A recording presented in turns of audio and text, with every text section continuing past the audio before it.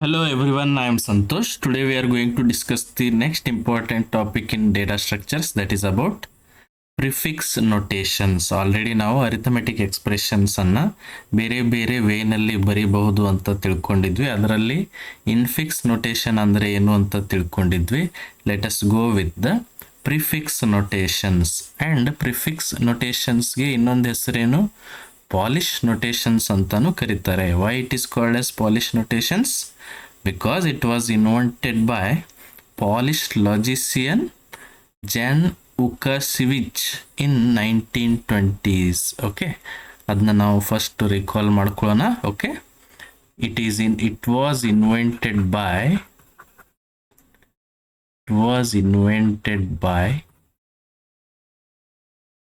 Polish ಲಾಜಿಷಿಯನ್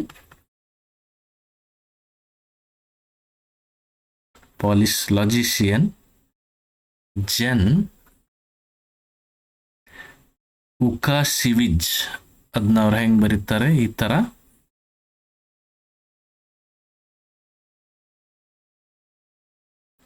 ಇನ್ 1920s only. ಅವಾಗ್ಲೇನೆ another way of writing the notations they have given. ಅದ್ಯಾವುದು? Prefix notations. Infix ಅಂದ್ರೆ ಏನಿತ್ತು, ನಡುವೆ ಆಪರೇಟರ್ ಬರ್ತಿತ್ತು, ಆಮೇಲೆ ಸೈಡ್ಗೆ ಆಪರೆಂಟ್ಸ್ ಇರ್ತಿತ್ತು.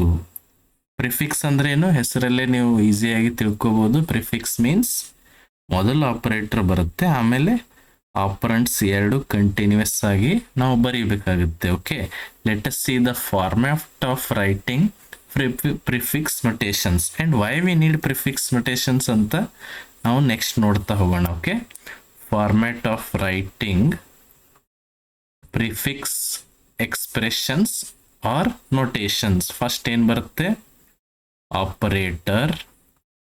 ಪ್ರಿ ಅಂದ್ರೆ ಮೊದಲು, ಆಮೇಲೆ ಆಪರಂಡ್. ಎರಡು ಆಪರಂಡ್ಸ್ ಬೇಕು,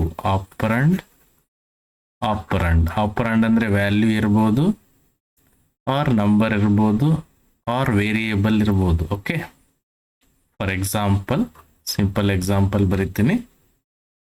ಪ್ಲಸ್ ಎ ಬಿ. ಪ್ಲಸ್ ಅನ್ನೋದು operator, A and B are operands. ಅಥವಾ another example, plus 5 3. Okay, plus is operator, 5 and 3 are operands. Operands ಅಂದ್ರೆ just you can say it can be a value, number, variable. Okay, let us see why it is required. ನಾವು prefix notations ಅನ್ನ ಯಾಕೆ use ಮಾಡಬೇಕು? ನಾವಂತೂ real ಲೈಫಲ್ಲಿ infix ನೋಟೇಷನ್ಸೇ use ಮಾಡ್ತೀವಿ.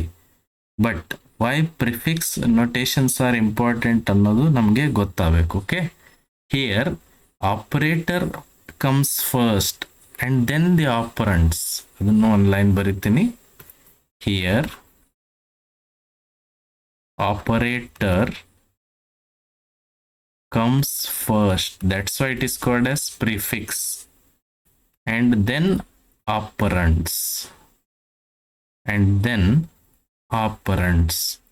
ಒಂದು ಆಪರೇಷನ್ ಆಗ್ಬೇಕಂದ್ರೆ ಅಟ್ಲೀಸ್ಟ್ 2 ಆಪರೆಂಟ್ಸ್ ನಮಗೆ ಬೇಕೇ ಬೇಕು. That's why there are 2 operands, especially arithmetic operation ಮಾಡ್ಬೇಕಂದ್ರೆ. Okay, and here only very important thing ಏನಂದ್ರೆ, there is no need for brackets and there is no need for operator precedence. Operator priority ಅವಶ್ಯಕತೆನೇ ಇಲ್ಲ, and brackets ಕೂಡ not necessary. Brackets are avoided.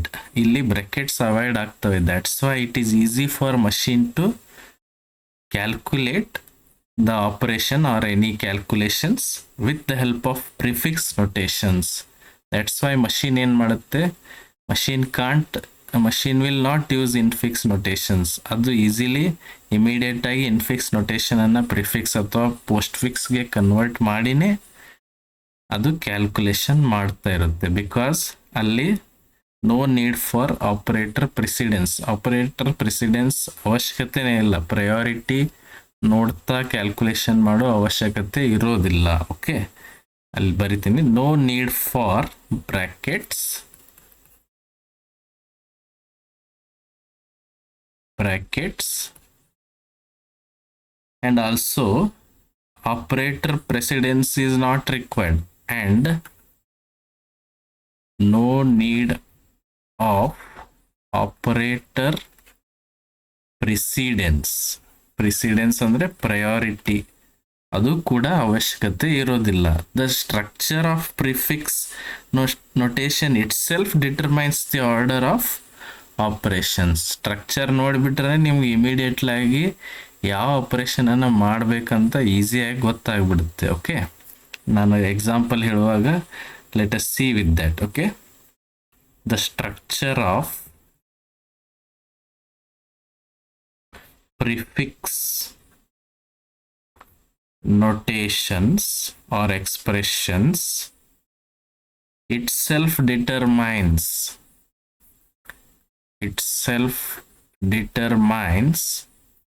the order of operations.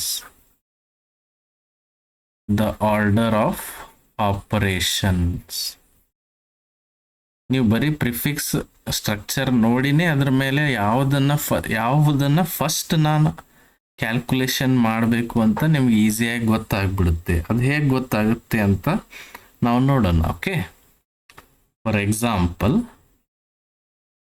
First ನಾನು ಇನ್ಫಿಕ್ಸ್ ಹೇಗಿರುತ್ತೆ, prefix ಹೇಗಿರುತ್ತೆ ಅಂತ simple ಆಗಿ example ಬರಿತೀನಿ. Okay, ನೀವು ಇನ್ಫಿಕ್ಸ್ ಒಳಗಡೆ 5+3 ಅಂತ ಬರ್ದಿದ್ರೆ ಅಂದ್ರೆ ಪ್ರಿಫಿಕ್ಸ್ ಒಳಗಡೆ how it becomes +5 3. Okay, this is the difference. But real ಲೈಫಲ್ಲಿ ನಾವು ಇನ್ಫಿಕ್ಸೇ ಯೂಸ್ ಮಾಡ್ತೀವಿ, ಪ್ರಿಫಿಕ್ಸ್ ಯೂಸ್ ಮಾಡೋದಿಲ್ಲ. But machine uses prefix. ಯಾಕಂದರೆ ಅಲ್ಲಿ ಪ್ರೆಸಿಡೆನ್ಸ್, ಆಪರೇಟರ್ ಪ್ರೆಸಿಡೆನ್ಸ್ ಇರೋದೇ ಇಲ್ಲ, ಈವನ್ ಬ್ರ್ಯಾಕೆಟ್ಸ್ ಕೂಡ ಇರೋದಿಲ್ಲ.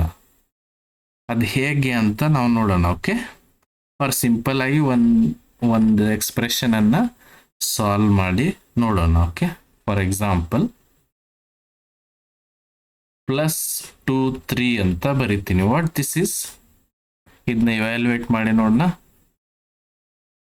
ಇದು prefix notation. Is it yes, ಇದು ಒಂದು ಪ್ರಿಫಿಕ್ಸ್ ಎಕ್ಸ್ಪ್ರೆಷನ್. ಇದ್ರ ಪ್ರಕಾರ ಫಸ್ಟ್ ಆಪರೇಟರ್ ಬಂದಿದೆ, ಆಮೇಲೆ ನಂತರ 2 ಆಪರೆಂಟ್ಸ್ ಇದಾವೆ. ಹಿಂಗೆ ನೀವು ಯಾವುದಾದ್ರೂ ನೋಡಿದ್ರೆ ಇದ್ರ ಅರ್ಥ ಏನು, ಇದು ಪ್ರಿಫಿಕ್ಸ್ ಅಂತ ತಿಳ್ಕೋಬೇಕು. ಓಕೆ, ಈಗ answer will be 5. Directly you can say because there is only one operator. Operator ಜಾಸ್ತಿ ಆದ ಹಾಗೆ ಕ್ಯಾಲ್ಕುಲೇಷನ್ ಮೆಥಡ್ ಡಿಫಿಕಲ್ಟ್ ಆಗುತ್ತೆ ಇಲ್ಲಿ. ಓಕೆ, ಇಲ್ಲಿ ಆ್ಯಕ್ಚುಲಿ ಡಿಫಿಕಲ್ಟ್ ಆಗೋದಿಲ್ಲ. ಇನ್ಫಿಕ್ಸ್ ಇದ್ರೆ ಡಿಫಿಕಲ್ಟ್ ಆಗುತ್ತೆ ಬಿಕಾಸ್ ಅಲ್ಲಿ ನಾವು ಪ್ರಯಾರಿಟಿ ಚೆಕ್ ಮಾಡಬೇಕು. ಪ್ರಿಫಿಕ್ಸ್ ಅಲ್ಲಿ ಪ್ರಯಾರಿಟಿ ಚೆಕ್ ಮಾಡೋದೇ ಇಲ್ಲ. ಅದು ಹೇಗಂತ ತೋರಿಸ್ತೀನಿ ನೋಡ್ರಿ. ಫಾರ್ ಎಕ್ಸಾಂಪಲ್ ಒಂದು ಅನದರ್ ಪ್ರಿಫಿಕ್ಸ್ ಎಕ್ಸ್ಪ್ರೆಷನ್ ನಾನು ಬರಿತೀನಿ, ಇದನ್ನ ನೋಡಿ ನೀವೇ ಹೇಳಬೇಕು. ಓಕೆ, *+5 3 2 ಇದು ಒಂದು ಪ್ರಿಫಿಕ್ಸ್ ಎಕ್ಸ್ಪ್ರೆಷನ್. ಈಗ ನೀವು ಜಸ್ಟ್ ಅಬ್ಸರ್ವ್ ಮಾಡಿ ಯಾವುದನ್ನ ಫಸ್ಟ್ ಕ್ಯಾಲ್ಕುಲೇಟ್ ಮಾಡಬೇಕು ಅಂತ ಈಸಿಯಾಗಿ ಇಲ್ಲಿ ನೀವು ತಿಳ್ಕೋಬಹುದು. ಎಲ್ಲಿ ಪ್ರಿಫಿಕ್ಸ್ ಎಕ್ಸ್ಪ್ರೆಷನ್ ಇದೆ just observe. First prefix expression inside ಇದೆ ನೋಡ್ರಿ. ಎಲ್ಲಿ ಒಂದು ಆಪರೇಟರ್ ಇದೆ ಅದರ ಮುಂದ್ಗಡೆ 2 ಆಪರೆಂಟ್ಸ್ ಇದಾವೆ ಅಂತ ಅಬ್ಸರ್ವ್ ಮಾಡಬೇಕು. ಓಕೆ, ಎಲ್ಲಿದೆ, ಒಂದು ಆಪರೇಟರ್ ಇದೆ, 2 ಆಪರೆಂಟ್ಸ್ ಇದಾವೆ. This is what prefix expression. Yes, first evaluate this, ಇದನ್ನೇ ಇವ್ಯಾಲ್ಯೂಯೇಟ್ ಮಾಡಿಬಿಡ್ಬೇಕು. ಹಂಗಂದ್ರೆ what is the result of that? +5 3 ಅಂದ್ರೇನು, 5 + 3 ಅಂದಂಗೆ 8 ಬರೀರಿ. ಅದ್ರ ಜೊತೆ ನೆಕ್ಸ್ಟ್ 2 ಇತ್ತು. ನಾವು what will be the answer? 8 × 2 you get 16. This is the answer. Got it? Prefix ಅನ್ನ ಕಂಡುಹಿಡಿಯೋದು ಬಹಳ ಈಸಿ. ಹೆಂಗೆ ಹೇಳ್ರಿ? ಫಸ್ಟ್ ಆಪರೇಟರ್ ಇರಬೇಕು, ಮುಂದೆ 2 ಆಪರೆಂಟ್ಸ್ ಇರಬೇಕು. ಇದೆಲ್ಲಿ ನೀವು ನೋಡಿದ್ರು ಈಸಿಯಾಗಿ ಅದನ್ನ ಕ್ಯಾಲ್ಕುಲೇಟ್ ಮಾಡಬಹುದು. ಓಕೆ, ಅದೇ ತರ ಇನ್ನೊಂದು ಎಕ್ಸಾಂಪಲ್ ಬರೀತೀನಿ, ಜಸ್ಟ್ ಅಬ್ಸರ್ವ್ ಮಾಡ್ರಿ. +5 *3 2 ಇದು ಒಂದು ಪ್ರಿಫಿಕ್ಸ್ ಎಕ್ಸ್ಪ್ರೆಷನ್ ನಾನು ಬರ್ದಿದ್ದೀನಿ. Can you tell me what is the result? ಎಲ್ಲಿ ಪ್ರಿಫಿಕ್ಸ್ ಎಕ್ಸ್ಪ್ರೆಷನ್ ಇದೆ ಜಸ್ಟ್ ಅಬ್ಸರ್ವ್ ಮಾಡಿ. ಪ್ರಿಫಿಕ್ಸ್ ಅಂದ್ರೇನು? ಮೊದಲು ಆಪರೇಟರ್ ಇರುತ್ತೆ, ಮುಂದೆ 2 ಆಪರೆಂಟ್ಸ್ ಇರ್ತವೆ. ಅದೆಲ್ಲಿದೆ ನೋಡ್ರಿ, ಒಂದು ಆಪರೇಟರ್ ಇದೆ, 2 ಆಪರೆಂಟ್ಸ್ ಇಲ್ಲಿದ್ದಾವೆ. Easy, you got it.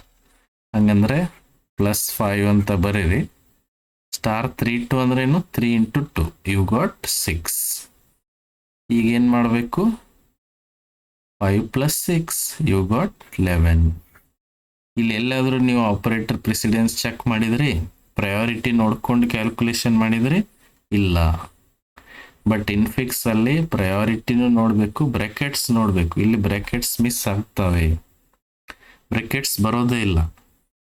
Because priority ನಾವು ಚೆಕ್ ಮಾಡೋದೇ ಇಲ್ಲ, ಡೈರೆಕ್ಟ್ ಆಗಿ ಆಟೋಮೆಟಿಕಲಿ ಬ್ರ್ಯಾಕೆಟ್ಸ್ ಆರ್ ಅವಾಯ್ಡೆಡ್. ಅದು ಹೇಗಂತ ಮತ್ತೆ ಅದರ್ ಎಕ್ಸಾಂಪಲ್ಸ್ ಅಲ್ಲಿ ನಾವು ನೋಡ್ತಾ ಹೋಗೋಣ. Got it? ಹಾಗಂದ್ರೆ how to calculate, how to evaluate prefix notations. First ಏನು ಮಾಡ್ಬೇಕು ನೀವು? ಒಂದು ಆಪರೇಟರನ್ನು ಫೈಂಡ್ ಔಟ್ ಮಾಡಬೇಕು. ಆಮೇಲೆ ಆ ಆಪರೇಟರ್ ಮುಂದ್ಗಡೆ 2 ಆಪರೆಂಟ್ಸ್ ಇದಾವಿಲ್ಲ ನೋಡಬೇಕು, ಅದೆಲ್ಲಿ ಬೇಕಾದಲ್ಲಿರಲಿ. ಓಕೆ, ಆ ಆಪರೇಟರ್ ಮುಂದ್ಗಡೆ 2 ಆಪರೆಂಟ್ಸ್ ಇದ್ರೆ ಇಮಿಡಿಯೇಟ್ಲಿ ಯು ಕ್ಯಾಲ್ಕುಲೇಟ್ ಇಟ್. ಅದನ್ನು ಇವ್ಯಾಲ್ಯುವೇಟ್ ಮಾಡಬೇಕು. ಮಾಡಿ ಅದೇ ಜಾಗದಲ್ಲಿ ರಿಸಲ್ಟ್ ಇಡಬೇಕು. Next you continue with the process. ಮತ್ತೆ ಇದೇ ಪ್ರಾಸೆಸ್ಸನ್ನು ರಿಪೀಟ್ ಮಾಡ್ತಾ ಹೋಗಬೇಕು. But it very simple. Bracket ಇದ್ರೆ ಏನಾಗ್ತಿತ್ತು?